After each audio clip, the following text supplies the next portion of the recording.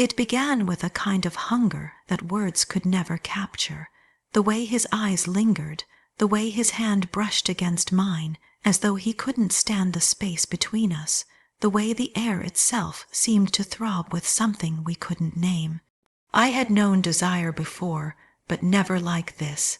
This was a pull that made my chest ache and my skin burn, a pull that felt like it had been waiting for centuries, disguised in moments, finally breaking loose in one night that would never leave me.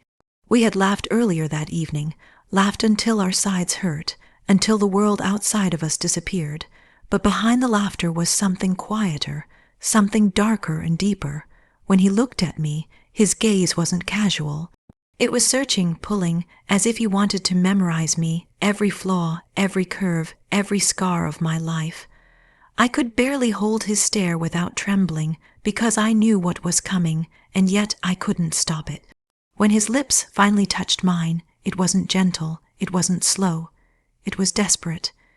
It was the kind of kiss that makes you forget where you are, that erases every doubt, that feels like falling and flying at the same time. I felt his breath mingle with mine, felt his fingers trail against the back of my neck, felt the world collapse into the space between our mouths. That kiss was the first surrender, the first breaking of the walls I had built to protect myself from pain. And then there was no more pretending. His hand slid across my skin as though he had been starving for it, as though he couldn't get enough, as though touching me was the only thing that could keep him alive. Every part of me came alive under his touch, every nerve trembling with the shock of being wanted, not politely, not carefully, but fiercely, absolutely, without hesitation. I let go of everything, fear, logic, time itself. I let myself sink into him like water, drowning and breathing all at once. The night unfolded like a secret we had both been carrying. His body pressed against mine, heat radiating between us, every movement deliberate and wild at the same time. The sound of his voice low in my ear, the weight of his chest, the way our bodies fit together as though they had been designed for this one night. It was more than passion, more than lust. It was a vow without words, a promise etched into flesh and heartbeat. I remember the way he whispered my name, not like a question, not like a casual sound, but like a prayer, like he was begging the universe to never take me away. My name on his lips felt like salvation, and in that moment I believed. I believed in us, in love, in the possibility that two people could create something unbreakable in one night. Every kiss felt eternal, every touch seared itself into memory, every shiver reminded me that I was alive in a way I had never been before. There was a moment, just before dawn, when we lay tangled in each other's arms. The air smelled like skin and sweat, and the quiet sweetness of exhaustion. I remember staring at him, memorizing the curve of his jaw, the way his lashes rested against his cheek, the faint rise and fall of his chest as he breathed me in. He reached for me then, pulling me closer, pressing his forehead to mine. "You're everything," he whispered, and I let myself believe it. I let those words carve themselves into my heart, branding me with a truth I thought could never fade. I thought it was love. I thought it was forever. I thought no storm could reach us after a night like that. I thought I had found the place where my soul could rest. But morning brings truth, and truth is cruel. What felt unbreakable in the dark unraveled in the light. His voice was different when he spoke again. Not tender, not desperate, but cold, edged with something I couldn't recognize. And when the words came, they shattered me. He demanded something I could never give, a choice that would cut me in two, a demand that turned passion into betrayal. The night that had felt like eternity became nothing but ashes in a single breath. The silence after he left was louder than any words he could have spoken. It wasn't just the absence of his voice, it was the absence of everything. His touch, his laughter, the way his eyes used to search mine, as though I was the only thing that mattered. That silence followed me everywhere. It clung to me in the mornings when I woke alone. It pressed against my chest at night when I reached out for a body that wasn't there. It lived in the spaces between my breaths, reminding me of what I had lost, reminding me of what had been taken. I carried his words inside me like poison, replaying them over and over until they etched scars into my soul. The way he had demanded what I could not give, the way he had walked away as if everything we had shared meant nothing, as if the night that had felt eternal to me was just a fleeting moment to him. I wanted to hate him, I wanted to erase him, but how do you erase a man whose fingerprints are burned into your skin? How do you forget the taste of a kiss that once felt like salvation? Everywhere I went, memories ambushed me.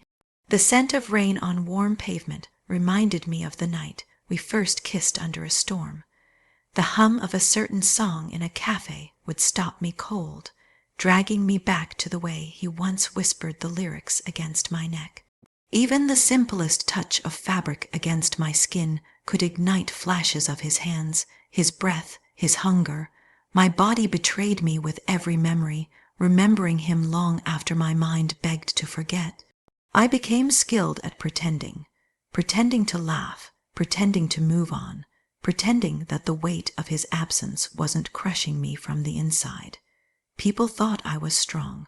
They thought I was healing, that time was doing what it always does. But time didn't heal. Time only made the silence heavier, the distance sharper, the loneliness more unbearable. Behind every smile I wore, there was a scream I swallowed, a longing I buried deep enough that no one else could hear it. Nights were the worst. The dark had a way of stripping away all the masks I wore in daylight. It was in the quiet hours, when the world was asleep, that the truth tore me open. I would close my eyes and see him as he once was, feel him as he once held me, hear the promises he once whispered against my skin, and then I would open my eyes and the bed would be empty, my arms cold, my chest hollow. Sleep never came easily. Instead, I drifted in and out of dreams where he always found me, only to vanish when I reached for him. Sometimes I wondered if he thought of me at all. Did he remember my face in the dark? Did he ever feel the sting of guilt, the shadow of what he had left behind? Or had he erased me as easily as one erases chalk from a board? I told myself not to care, not to ask questions that would tear me apart further, but the human heart isn't logical. The human heart clings to hope, even when it has been crushed. The years stretched on, and yet the scars never faded.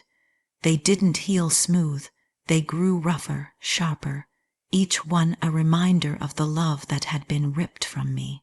There were days when I almost convinced myself I was over it, days when laughter felt real again, when the sunlight warmed me without burning, and then, without warning, it would come back, a scent, a song, a memory so vivid that it left me gasping, thrown back into the ache of what was lost. I tried to bury myself in other things, in work, in friendships, in distractions that dulled the edge of longing. But no matter what I did, no matter where I went, I carried him with me. He lived in my chest like a ghost, not fully gone, not fully alive, haunting every corner of my life. People speak of moving on, as if love were something you can pack into a box and store away. But some loves are not so easily dismissed. Some loves carve themselves so deeply into your soul that they become part of you, even when the person is long gone. Rejection has a way of reshaping everything. It isn't just about being left behind. It's about questioning every moment, every word, every touch. Was it ever real? Did he ever mean it? Was the passion I felt mirrored in his heart? Or was I just a fleeting moment of escape for him? Those questions never truly left me. They festered quietly, feeding the ache, turning what was once beautiful into something jagged and unbearable. And yet, beneath the pain, there was still love. That was the cruelest part of it all. No matter how deep the betrayal, no matter how sharp the rejection, a part of me still remembered the way he held me, the way his lips trembled when he kissed me, the way his voice softened when he whispered promises in the dark. That part of me never stopped loving him, even when every other part of me wished it would. The silence wasn't just about him being gone. The silence was about living in the shadow of something that had once been everything, and realizing it might never come back. The silence was carrying those memories like broken glass inside me, cutting myself open every time I tried to hold on to them. The silence was knowing that no matter how far I ran, no matter how much time passed, a part of me would always be reaching back to that night, to that love, to that loss. And it was in that silence, in that endless ache, that I learned how heavy love can be when it's left unfinished. Airports had always felt like places of endings and beginnings, a blur of faces, departures, and arrivals. That day was no different. I moved through the crowd with the practiced numbness of someone used to watching strangers embrace, used to ignoring the pang that rose whenever I saw people running into the arms of someone they loved. My suitcase rolled behind me, wheels humming against the polished floor, my heart steady in the dull rhythm of routine. And then it happened. I saw him. It wasn't gradual. It wasn't a slow recognition. It was instant, violent, like being struck in the chest. His face rose out of the sea of strangers, as though fate had parted the crowd just for this one cruel reveal. Time bent, sound dropped away, and for one suspended moment, it was just his eyes locking onto mine after years of silence.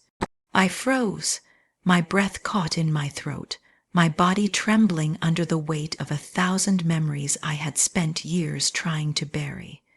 The airport dissolved, the noise, the announcements, the laughter, the footsteps, all of it faded until there was only him. He hadn't changed in the ways I thought he would. Older, yes, but still carrying the same presence, the same aura that had once set my skin on fire. His hair was shorter, his jaw more defined, but his eyes hadn't changed at all. They still carried the weight of every promise, every lie, every moment that had cut me open. I wanted to look away. I wanted to protect myself, to shield the pieces of me that had finally begun to stitch together after years of silence. But I couldn't. My body betrayed me, standing there as though paralyzed, caught between fury and longing, between pain and desire. He looked at me like he was seeing a ghost, like I was the last person he expected to find in this crowded terminal. His step faltered, his bag slid slightly from his grip, and in that instant I knew, he felt it too, the pull, the ache, the collision of past and present in one unbearable second. Memories flooded me, uninvited and merciless. The night of surrender when love had felt unbreakable. The morning of betrayal when he demanded what I could never give. The years of silence, the nights I spent reaching into empty air, the scars that never healed. And yet, standing there, all of it came back with brutal clarity, not as history, but as if it were happening again in that very moment. My skin remembered him, my body remembered him, my heart, traitorous and fragile, leapt in my chest as though it had been waiting for this reunion all along. Anger surged through me, hot and bitter. How dare he stand there in front of me after all those years of silence? How dare he look at me with eyes that still burned, still pulled, still reminded me of the love I had lost? And yet, under the anger, there was something else, longing so deep it scared me, a longing I thought I had killed, rising from the ashes with a strength that stole my breath away. I tried to take a step back, to remind myself of who he was, of what he had done, of the pain he had left behind. But the crowd moved around us, bodies brushing past, voices rising and falling, and still we stood there, locked in place, tethered by something neither of us could sever. His lips parted as though he wanted to speak, but no sound came. My chest tightened, my throat burned, and still I couldn't move. It was cruel, the way fate had chosen this place, this moment, a place of arrivals and departures, of hellos and goodbyes, now transformed into the battlefield of our unfinished story. His presence was overwhelming. Every second stretched into eternity. Every blink felt like it could shatter the fragile thread holding me together. I saw questions in his eyes, regret perhaps, maybe guilt, maybe even love. I didn't know, and I wasn't sure I wanted to. But what I did know was that the silence of years was broken in an instant, not by words, but by that look, that unbearable, undeniable recognition that no time, no distance, no betrayal had erased what once bound us. My body ached to run, to escape, to avoid the storm I knew was about to come, but I also ached to close the distance, to feel the heat of him again, to test if his arms still felt like home. It was madness, it was weakness, it was the truth of a love that had never fully died. And as the crowd surged between us, as announcements echoed through the air, as people embraced and parted all around, we remained frozen in that collision, two souls staring across the years, drowning in everything we once were and everything we had lost. In that single moment at the airport, I knew that no matter how far I had run, no matter how many years had passed, the story between us was not finished. The storm didn't begin with words. It began with silence, the kind that was too heavy, too charged, the kind that carried everything neither of us knew how to say. Standing across from him again, after years of absence and years of scars, I felt my body betray me. It remembered him in ways my mind had spent so long trying to erase. My chest tightened, my pulse quickened, my skin burned with the memory of his touch, and in that instant, the past and present collided with brutal force. He moved closer, hesitant, almost as if he feared I would disappear if he reached too far. His eyes searched mine with that same intensity that once unraveled me, and I hated that it still did. I hated that after all the betrayal, after all the nights of pain and silence, one look from him could still pull me under. I wanted to scream at him, to remind him of what he had done, of what he had demanded, of how he had left me bleeding in the dark. And yet I also wanted to fall into him, to let his arms hold me, to feel again what it was like to be wanted with that kind of fire. The battle raged inside me. Forgiveness whispered, soft and tempting, reminding me of the man who once kissed me as though I was the only thing in the world. Betrayal screamed louder, sharper, reminding me of the coldness in his voice the morning after, the way he had walked away without looking back. My heart wanted to believe, my body wanted to surrender, but my mind remembered every scar.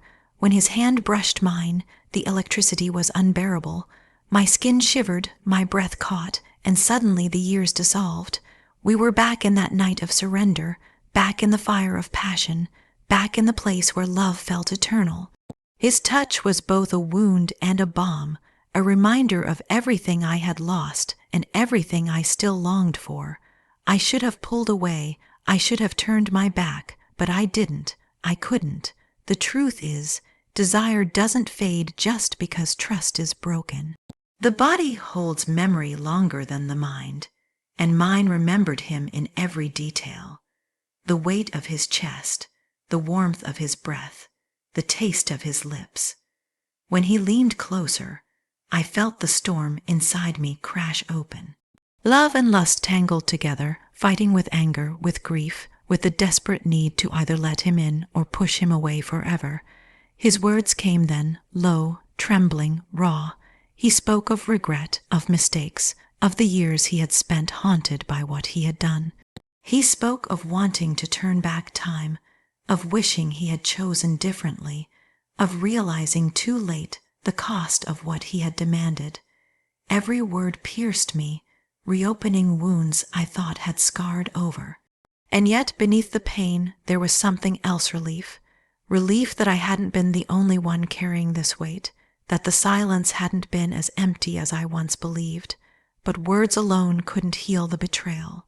They couldn't erase the years of loneliness, the nights of anguish, the scars etched into my soul. I wanted to believe him, but I also wanted him to feel every ounce of the pain he had left me with. My anger rose like fire, clashing against the longing that threatened to consume me. Forgiveness and fury danced inside me, each one pulling harder, neither willing to let go.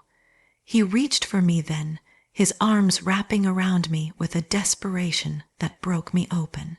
I resisted for a moment, stiff and trembling, but when his chest pressed against mine, when his breath filled the air between us, the resistance crumbled, my body remembered, my body surrendered, and in that embrace the storm became unbearable. I felt the truth of us rise again, not simple, not pure, but tangled, messy, burning with everything we had once been and everything we had lost. Our lips met, and it was not gentle. It was hungry, angry, desperate. It was years of silence breaking, years of longing erupting, years of love and betrayal colliding in one violent kiss. His mouth tasted of regret, mine of bitterness, and yet beneath it all was the same fire that had once consumed us. My hands pushed against him even as they pulled him closer.